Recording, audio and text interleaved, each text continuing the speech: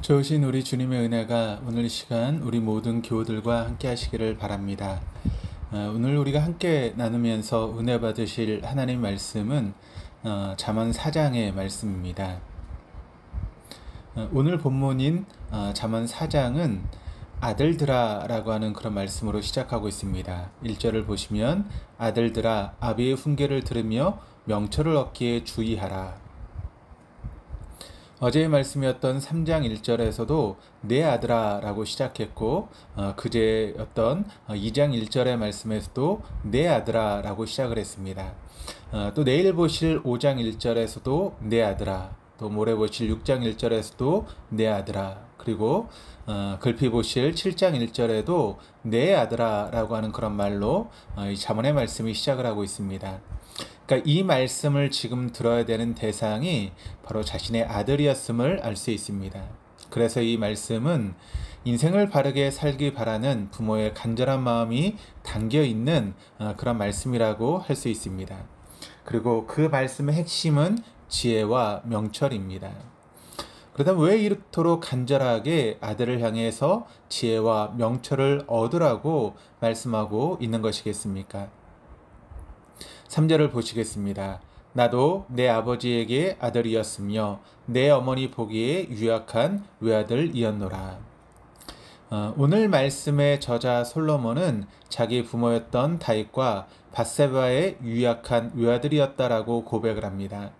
여기서 유약한이라고 하는 단어로 번역된 단어가 라크라고 하는 단어인데 부드러운, 연한, 온화한이라고 하는 의미이지만 육체적, 정신적으로 약하다라고 하는 그런 의미도 있습니다. 그래서 자신을 유약한 외아들이라고 밝힌 이유는 아마 육체적으로 또 정신적으로 약해서 부모의 뜻에 온전히 순종하지 못한 자기 뉘우침의 고백을 아마 드러내고 있는 것이 아닐까 싶습니다.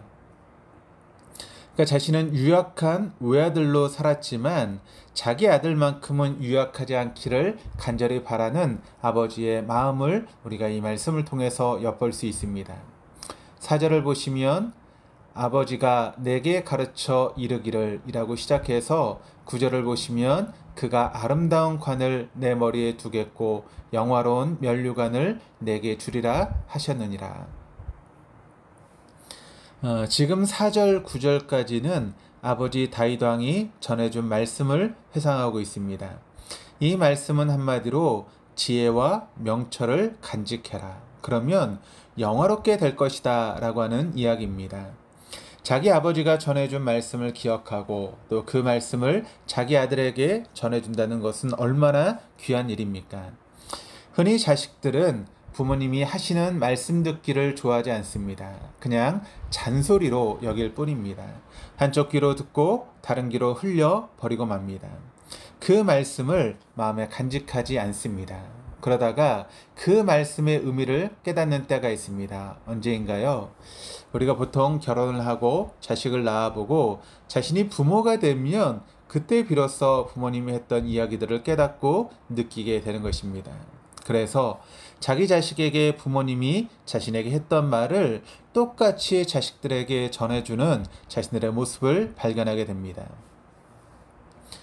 그런데 지혜의 말씀을 부모에게 듣고 그것을 자식에게 전해주는 것은 참으로 귀한 일이지만 그것이 전부가 아님을 기억해야 됩니다.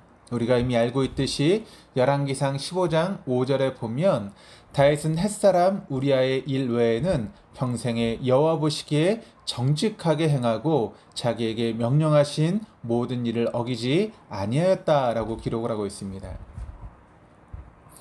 다윗은 일생토록 밧세바와 가늠한 사건을 제외하면 하나님 보시기에 정직히 행했다는 것입니다. 하지만 열왕기상 11장 4절 말씀을 보시면 솔로몬은 나이가 많을 때에 이방인 왕비들이 그의 마음을 돌이켜 다른 우상신들을 쫓게 하였으므로 그의 마음이 그에 붙인 다윗의 마음과 같지 아니하였다라고 기록을 하고 있습니다.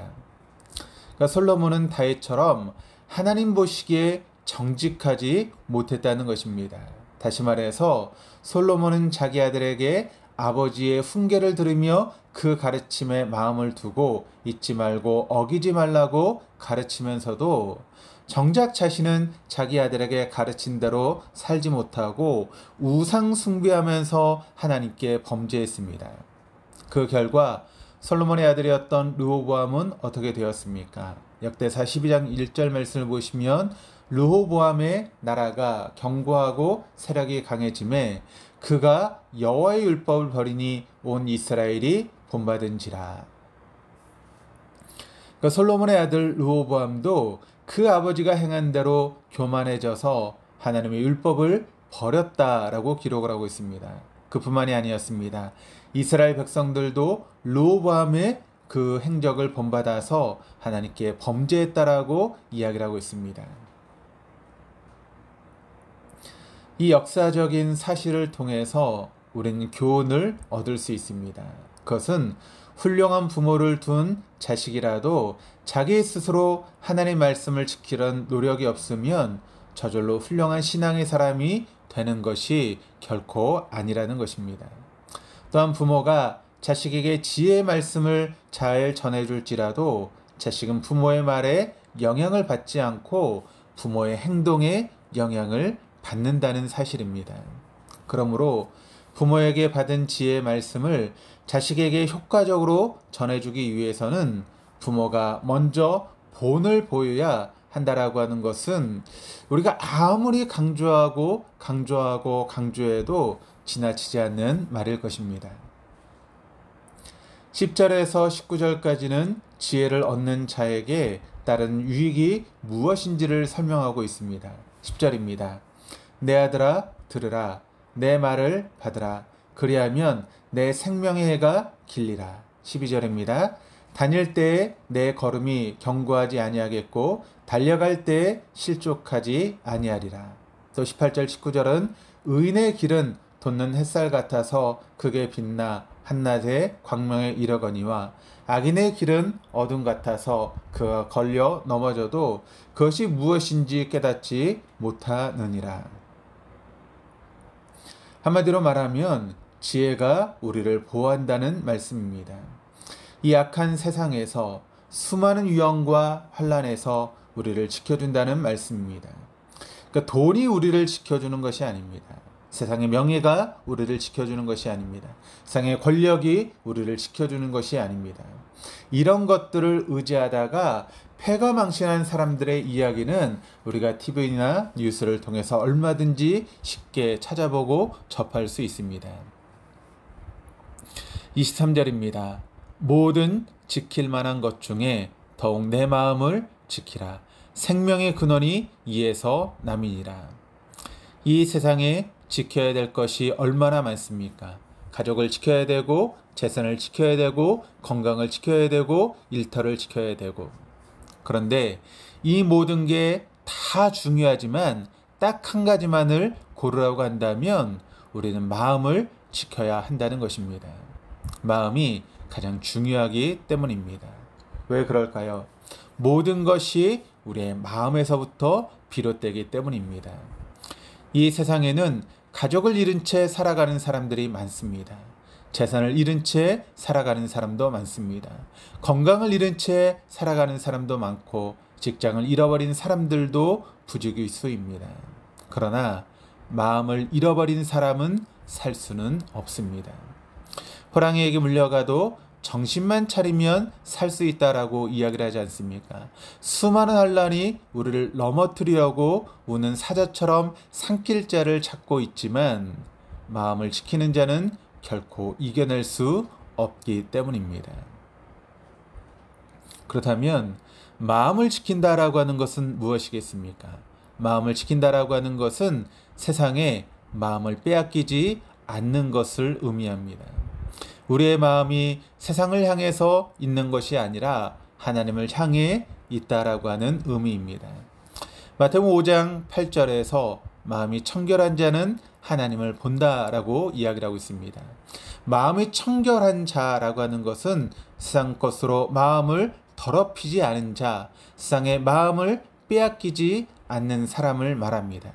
이처럼 세상을 향하지 않고 하나님을 향하는 깨끗한 마음을 가질 때 우리는 하나님을 볼 수 있고 하나님을 온전히 신뢰할 수 있습니다.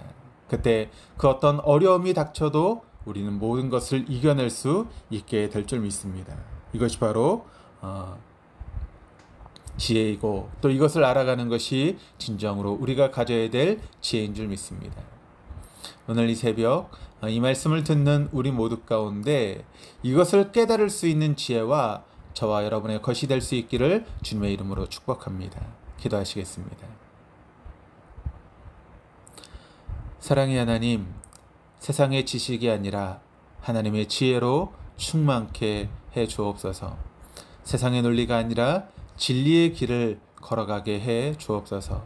세상의 것으로 우리의 마음을 채우지 않게 하시고 오직 하나님 한 분으로 만족하며 그분만을 바라보며 살아갈 수 있도록 인도해 주옵소서. 그리하여 우리가 걸어간 인생 발자국이 우리 자녀들이 보고 걸어갈 수 있는 삶의 이정표가 되게 하여 주옵소서. 감사드리며 예수 그리스도 이름으로 기도드립니다. 아멘.